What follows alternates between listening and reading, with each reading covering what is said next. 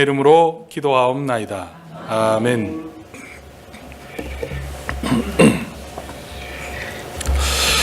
제가 힘들 때마다 생각하는 이야기가 있습니다. 자주 제가 인용하는 내용이기도 한데요. 어느 책에서 봤는지 지금 정확하게 기억은 나지 않지만 저에게는 아주 힘이 되는 이야기입니다. 나이가 어느 정도 한 40대 중년의 한 여인이 있었습니다. 근데 아쉽게도 볼 수가 없었어요. 처음부터 볼 수 없었던 것은 아니라 어떠한 사고로 인해서 볼 수가 없었습니다. 그러니까 얼마나 힘들겠습니까? 그래서 남편의 도움과 본인의 노력으로 어느 정도 이제 자기 스스로 생활할 수 있는 때가 되었습니다. 그래서 이제 직장을 잡게 되었죠. 직장을 출근할 때마다 항상 남편이 아내의 손을 잡고 버스를 타는 곳까지 데려다 주었습니다. 그러다 어느 날 이 남편이 아내의 독립심을 키워주기에 혹시나 내가 없으면 혼자 살아가기가 막막할 것 같아서 자기가 있을 때 독립심을 좀 키워주려고 이렇게 이야기했습니다. 나 이제 버스 타는데 내가 데려다 주지 않을 거야. 그렇게 이야기를 했다고 했습니다. 얼마나 이 아내의 마음이 섭섭하겠습니까? 잘 도와주다가 이제 그것을 혼자 가야 되는 상황이죠. 그 말을 하고 나서 그 다음 날 진짜로 이 남편이 꼼짝을 안 하는 거예요. 혼자 가라고, 혼자 버스 타고 가라고 이렇게 이야기를 했습니다. 그래서 할 수 없이 이 여인은 늦을 수는 없고 해서 혼자서 버스를 타기 위해서 가는데 넘어지기도 하고 겨우 버스 정류장까지 도착을 하게 되었습니다. 그런데 어느 날입니다. 버스를 힘들게 버스 정류장에 와서 버스를 시간에 겨우 맞추어서 버스를 탔는데 그 운전기사가 그 여인에게 이렇게 말하는 겁니다. 너무 좋은 남편을 두셔서 참 행복하시겠습니다. 그 말을 들을 때 여자의 마음이 어떻겠을까요? 이렇게 이야기했답니다. 무슨 말씀이에요? 내가 얼마나 힘들게 여기까지 왔는데요. 그저 그 기사가 하는 이야기가 남편분이 항상 뒤에서 같이 오고 있다는 걸 모르셨습니까? 그런 이야기를 했습니다. 사실 남편은 아내에게 모질게 대했지만 혹시나 사고가 나지 않을까, 혹시나 잘못된 길로 가지 않을까 아내의 뒤를 따라왔던 겁니다. 저는 여기 있는 모든 남편분들이 그와 같다고 저는 확신합니다. 저희 집사람 와 있기 때문에 제가. 그렇지 않으신가요? 우리 아내분들 그렇지 않으세요? 저희가 볼 때 우리 교회 모든 남성들은 다 그런 것 같은데. 왜 그 여인이 느낄 수 없었을까? 눈앞에 자신의 상황에 너무 매여 있어서 뒤에 따라오는 그 발자국과 인기척을 들을 수가 없었던 것이죠. 지난 한 주간 여러분들의 삶은 어떠셨어요? 힘들지 않으셨습니까? 제가 한때는 눈이 오는 게 좋았는데 요즘은 눈이 오면 걱정이 앞섭니다. 혹시나 또 이 눈 오는 것 때문에 우리 교인들의 그 사업체가 지장이 있을까 봐. 많은 가게들 눈 오는 날 차를 타고 가다 보면 다 몰 자체가 클로즈 해버리더라고요. 혹시나 또 렌트비 문제, 또 여러 가지 경제적인 문제 때문에 또 그 어려움 가운데 있을 것 같기도 해서 또 어떤 분들 한 주간에 의도한 대로 계획대로 되지 못해서 좀 힘든 그런 한 주간이지 않으셨습니까? 저는 이 스토리가 여러분에게 위로가 되었으면 좋겠습니다. 하나님은 보이지 않기 때문에 안 계신 것이 아니라 우리의 시야가 너무 좁기 때문에 하나님이 없는 것처럼 또 내 삶에 관심이 없는 것처럼 느껴지실 뿐이지 하나님은 항상 저와 여러분과 우리 교회 가운데 함께하고 지키는 분이십니다. 그렇기 때문에 어려울 때, 고난이 올 때마다 믿음의 성도들이 가져야 될 자세가 있다면 요즘 유행하는 단어 한 단어로 제가 말한다면 빅픽처, 제가 주일학교 전도사님 같죠? 빅픽처를 그려야 되는 겁니다. 눈앞에 작은 것에 포커스 맞출 것이 아니라 사진기의 파노라마 뷰처럼 우리의 눈을 열고 하나님을 찾는 그 모습이 바로 우리 성도들이 가져야 될 자세입니다.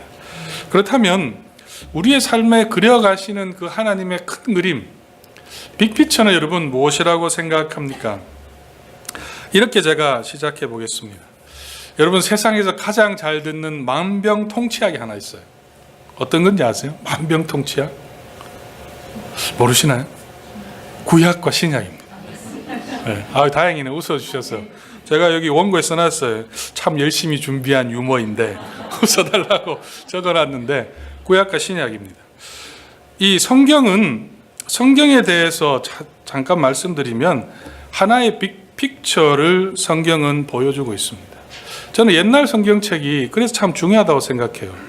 옛날 성경책 보면 혹시 여러분 옛날 성경책 댁에 가지고 계시면 그거 잘 보관하십시오. 나중에 이게 아주 큰 가치가 있을 건데 어떤 성경책을 보관해야 되냐면 성경책을 보면 옛날에는 어떻습니까? 이 테두리가 빨간색이에요.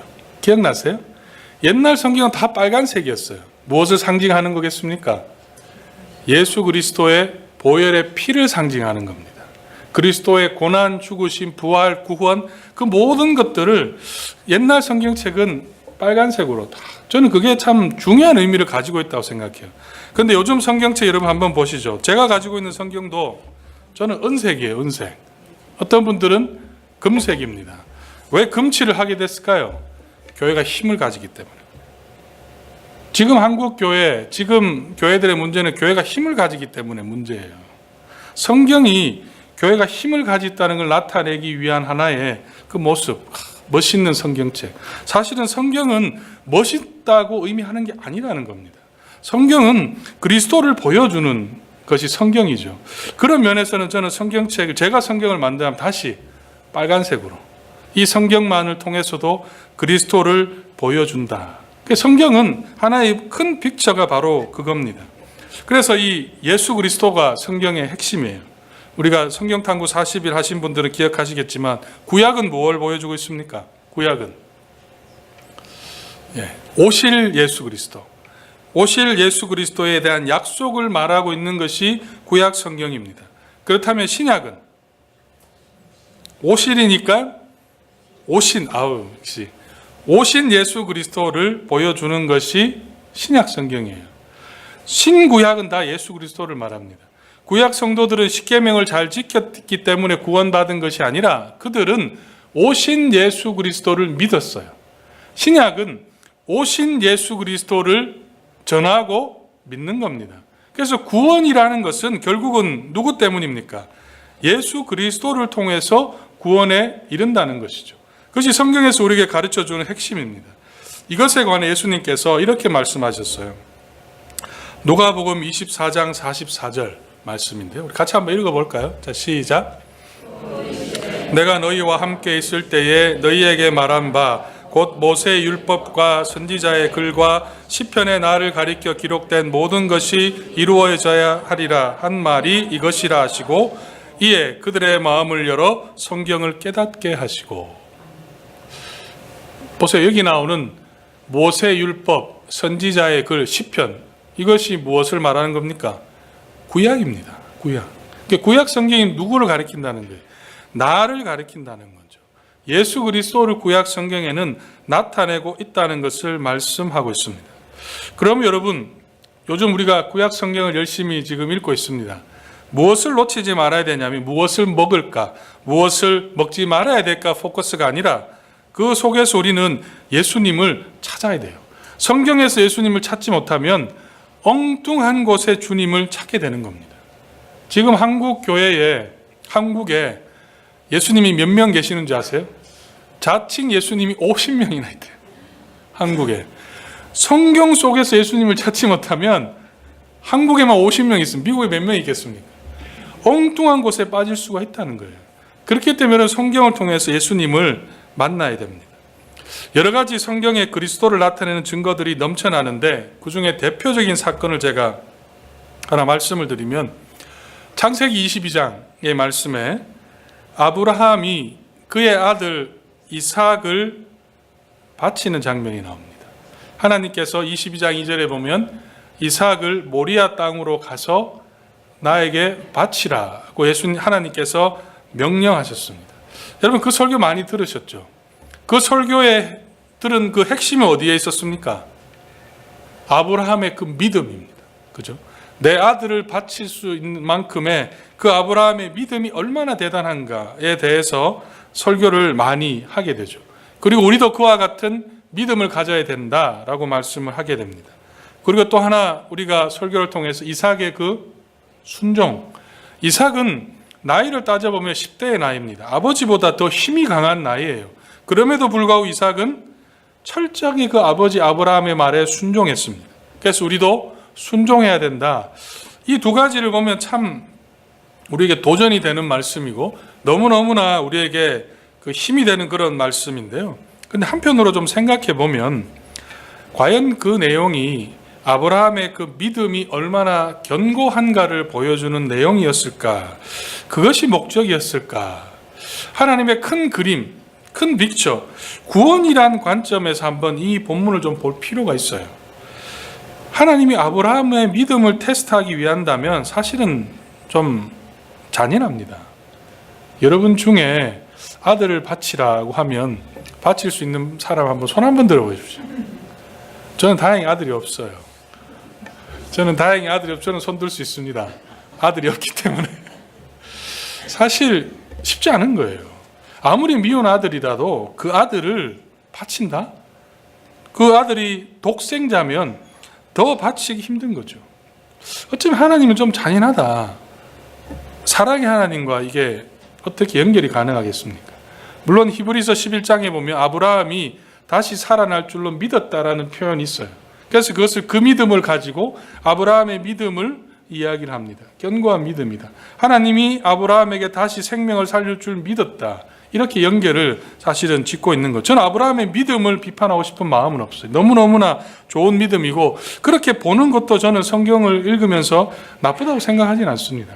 그런데 우리가 좀 생각해 보고 싶은 부분은 22장에 바치는 장면을 보면 아브라함의 믿음은 벌써 견고해진 상황이었어요. 하나님 앞에 부르심을 받는 장면부터 쭉 이렇게 성경을 쭉 보면 21장에 어떤 일이 나타나냐면 하나님께서 약속의 아들 이삭을 주는 장면입니다. 아브라함과 사라는 믿지 않았죠. 그런데 하나님이 그 아들을 주셨어요. 그리고 아브라함이 거기에 대해서 믿음을 가지고 있는 그런 상황. 어쩌면은 아브라함의 믿음을 굳이 테스트를 하지 않아도 되는 그런 상황으로 보여질 수가 있다는 겁니다. 그런데 이 아브라함 이삭을 바치는 장면을 좀 빅픽처, 하나님의 그 구원의 관점에서 한번 보면 아들을 바치는 장면이 여러분 성경에 또 어디에 나옵니까? 한번 잘 생각해 보세요. 성경에. 힌트를 드릴까요? 신약 성경에. 어디에 그 장면이 있습니까? 예수 그리스도. 십자가에 자신의 아들을 저주받게 하시는 그 하나님 아버지의 마음이 보이지 않습니까? 이 아브라함, 이삭을 바치는 그 아버지의 마음과 이 예수 그리스도 자신의 독생자를 이 땅에 보내셔서 십자가에 죽게 만드시는 그 하나님 아버지의 마음을 우리는 그 속에서 읽을 수가 있다는 거예요. 그리고 또 이삭을 보면서 여러분 무엇을 우리가 생각해 볼 수 있겠습니까? 아버지의 명령을 온전히 따라서 순종하는 그 아들의 모습, 그 나무를 지고 모리아 땅으로 올라가는 그 모습에서 우리 예수 그리스도의 모습이 드러난다는 겁니다. 온전한 순종. 이 잔이 나에게서 물러가기를 원했지만 하나님의 뜻이 이루어지기를 위해서 온전하게 순종하셨던 그 주님의 모습이 그 속에서 오버랩되지 않습니까? 또 이 장면 한번 클로즈업 해보죠. 창세기 22장을 여러분 가보시면 그 아들을 죽이려고 하는 그 순간에 하나님께서 멈추게 하셨습니다. 그리고 아브라함에게 무엇을 보게 해주셨습니까? 수풀에 걸려 있는 동물이 어떤 양입니까? 양입니다. 양. 왜 하필 그 소가 아니고, 왜 하필 뱀이 아니고, 왜 하필이면 양이 거기에 걸려 있었을까? 번제로는 양도 할 수 있지만 소도 할 수 있어요. 비둘기도 할 수 있고. 양을 바쳐서 그때 이 아브라함 했던 말이 여호와 이레의 하나님이라고 찬송했습니다. 그리고 우리가 이 하나의 장면을 여러분이 좀 우습게 볼 수 있을지는 모르지만 한 가지 더 보면 하나님께서 22장 2절에 보면 내가 사랑하는 내 아들 이삭을 데리고 모리아 땅으로 가라고 말씀하셨어요. 모리아 땅으로. 여러분 이 모리아 땅이 어떤 곳입니까? 모리아 땅. 예루살렘 성전이 세워진 땅이 모리아 땅입니다.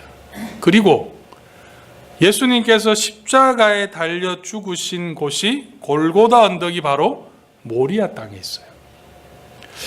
이런 장면들이 그 속에 들어있다는 겁니다. 정리하면 아브라함과 이삭의 사건은 아브라함의 믿음이 얼마나 큰가, 이삭이 얼마나 순종적인가를 보여주는 면도 있지만 성경의 큰 그림으로 보면 자신의 아들을 보내시는 그 아버지 하나님의 그 마음과 그리고 예수 그리스도의 그 순종의 모습, 다시 말하면 복음을 설명하기 위한 하나님의 은혜와 사랑의 이야기라는 말씀입니다. 지금 제가 드린 이 성경 해석은 신학적으로는 구속사적 성경 해석이라고 합니다. 제가 이걸 만들어낸 것이 아니라 구원론적 성경 해석을 이 말씀을 통해서 그 말씀을 보는 겁니다. 근데 또 하나의 이 그리스도의 장면을 보여주는 곳이 있어요. 어떤 장면이냐면 바로 이 우리가 지금 계속 살펴보고 있는 요셉을 예수 그리스도의 모형이다, 이렇게 학자들은 이야기를 합니다. 할드맨이라는 박사님께서는 이 요셉의 스토리를 통해서 예수님과 닮은 것을 몇 가지를 찾냐면 101가지가 요셉과 예수 그리스도가 같은 모형이다고 같은 내용을 다루고 있다고 했어요. 101가지를 지금 이야기한다면 오늘 몇 시간 해도 다 되지 않아요. 제가 몇 가지만 한번 소개해 드리면 여러분 한번 생각해 보세요. 어떤 장면이 요셉과 예수 그리스도가 같은가? 첫 번째 이런 장면입니다. 예수도 요셉도 모두 아버지의 사랑을 받았습니다. 요셉도 아들의 아버지 야곱의 사랑을 엄청 받았죠. 채소애굽도 있고. 예수님도 어떤 장면이 나옵니까? 세례 받으실 때 변화산에서 하나님께서 이는 내 사랑하는 아들이다, 그렇게 말씀하셨어요. 그리고 요셉도 예수 그리스도도 주변 사람들에게 미움을 받았습니다. 요셉도 형들에게 미움을 받았고 예수님도 종교 지도자들, 백성들에게 미움을 받았습니다. 또 어떤 장면이냐면 그 둘 다 옷이 벗겨졌어요. 요셉은 언제 옷이 벗겨졌습니까? 형들이 그 채색 옷을 벗겼죠. 예수님은 십자가에 달릴 때 그 옷을 벗겨졌습니다. 그리고 또 하나, 둘 다 그 당시 노예들이 팔리는 가격에 팔렸습니다. 요셉은 얼마에 팔렸습니까? 은 20세겔. 예수님은요? 은 30세겔에 팔렸습니다. 또 이런 것도 나요. 예수님과 요셉 모두 유혹을 받았습니다. 예수님은 사단에게 유혹을 받으셨고 요셉은 여자의 유혹을 받았죠. 보디발의 아내의 유혹을 받았고, 참 흥미로운 사실은 그 목사님 밝힌 흥미로운 사실 이거예요. 요셉이 감옥에 갇혔을 때 두 죄수 사이에 한 사람은 생명을 구원받았죠. 한 사람은 죽었습니다. 예수님도 두 죄수 사이에 달렸을 때 한 사람은 오늘 내가 나와 함께 낙원에 있으리라 생명 구원을 받았고 한 사람은 죽임을 당했습니다. 어떠세요? 비슷한 것 같습니까?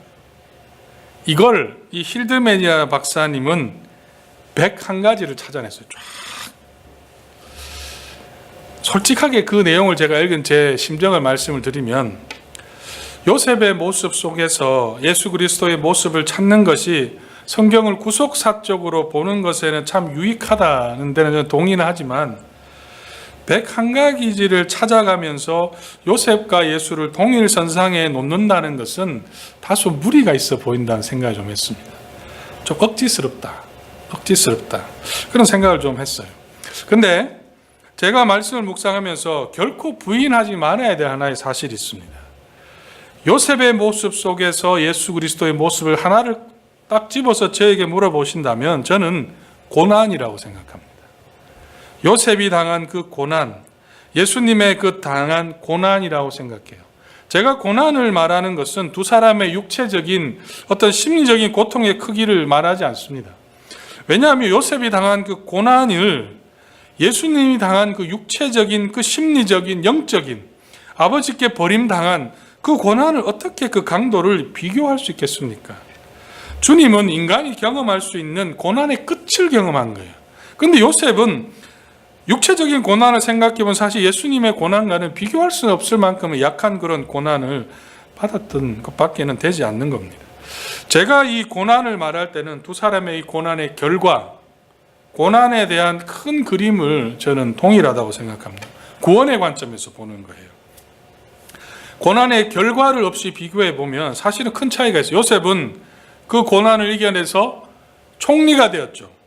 호의호식하는 안락한 삶을 살 수 있었고, 예수님은 십자가에서 고통당함으로 죽음으로 이 삶을 마감했습니다.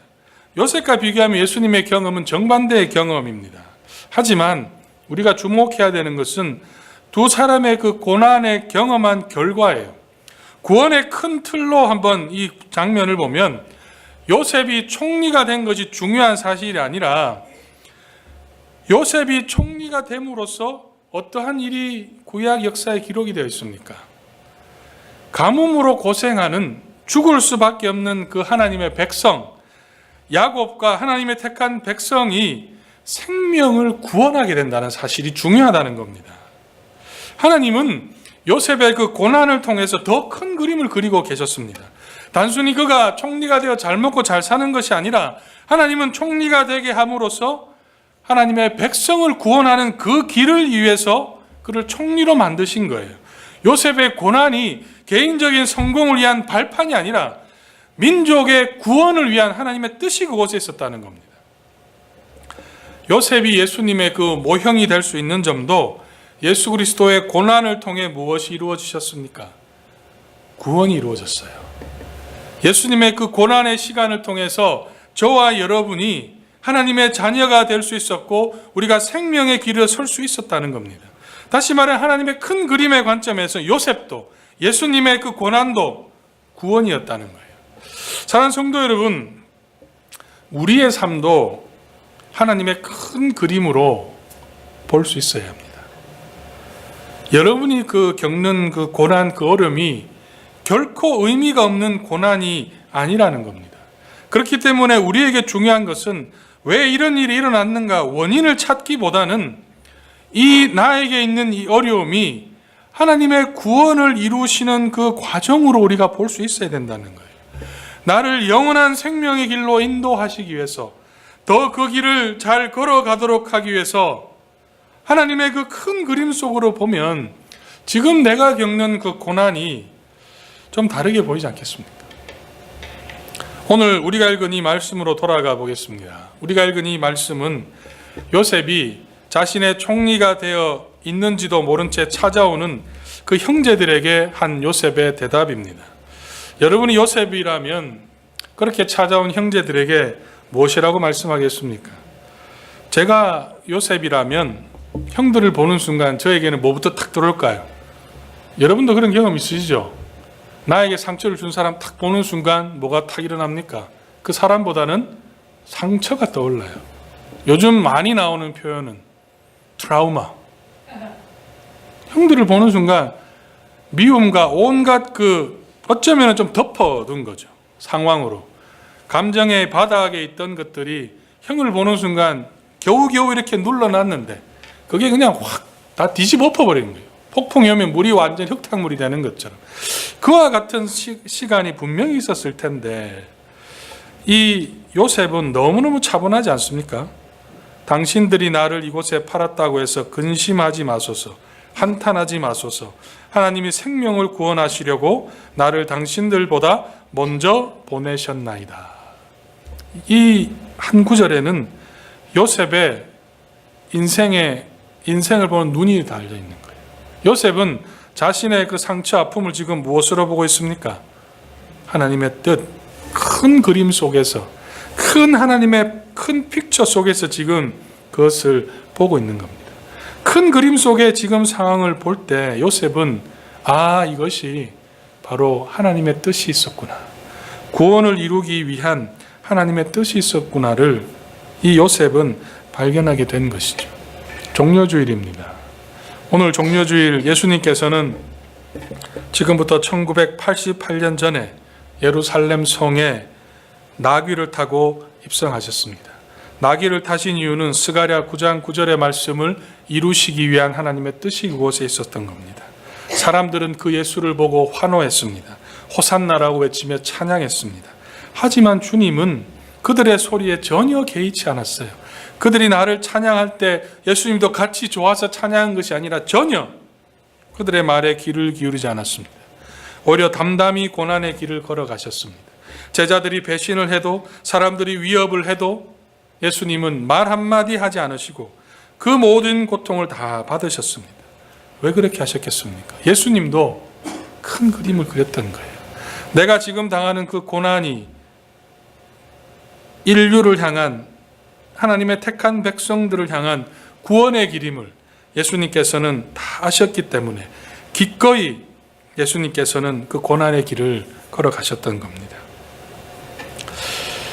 영국에 한 젊은 청년이 있었습니다. 예수 믿고 구원의 은혜를 경험한 후에 마음속에서 복음을 전해야 되겠다는 불타는 마음이 생겼습니다. 근데 그 당시에 이 영국 교회는 목사 외에는 복음을 전하면 기독교 국가였지만 감옥에 들어가게 되어 있었습니다. 참 특이하죠. 오직 목사만이 말씀을 합법적으로 전할 수가 있었던 때가 바로 그때입니다. 하지만 이 사람은 이 복음에 불타는 그 가슴을 그냥 둘 수가 없었어요. 그래서 만나는 사람마다 복음을 전했고 결국은 그 차디찬 감옥에 들어가고 말았습니다. 복음을 전했는데 왜 나에게 이런 일이 일어나는가?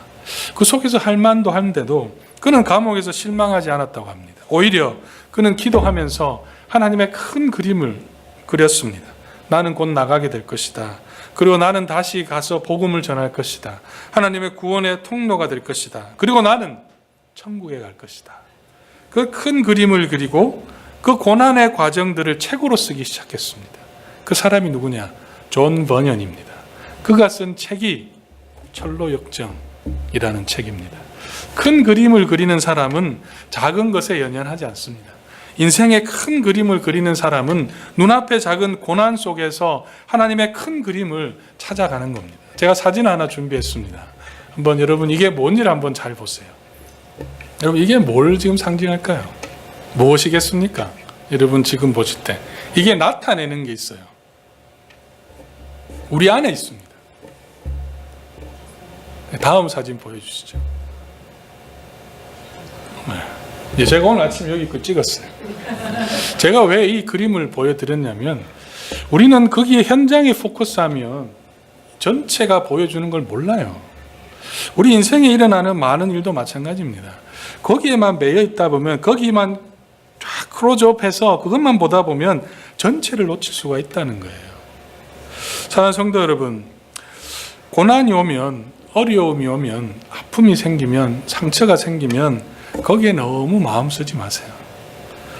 그렇게 하면 할수록 우리는 더 위축되고 더 상처받고 더 고통만이 우리에게 남기 때문에 그렇습니다. 오히려 그 순간에 큰 그림을 그렸으면 좋겠습니다. 우리 인생을 향한, 여러분의 가족을 향한, 여러분의 삶을 향한 하나님의 큰 그림을 여러분 마음속에 그릴 수 있기를 소망합니다. 하나님은 우리를 바른 길로, 구원의 길로 이끌기 위해서 지금 그 어려움도 지나가게 하시는 겁니다. 아멘. 결국은요, 끝은 우리가 이기는 겁니다. 아멘. 승리는 우리 것입니다. 아멘. 이 고난 주간, 그리스도의 그 고난을 통해 이루신 구원의 은혜를 감사할 수 있는 그런 한 주간이 되시기를 주의 이름으로 부탁드립니다. 아멘. 기도하겠습니다.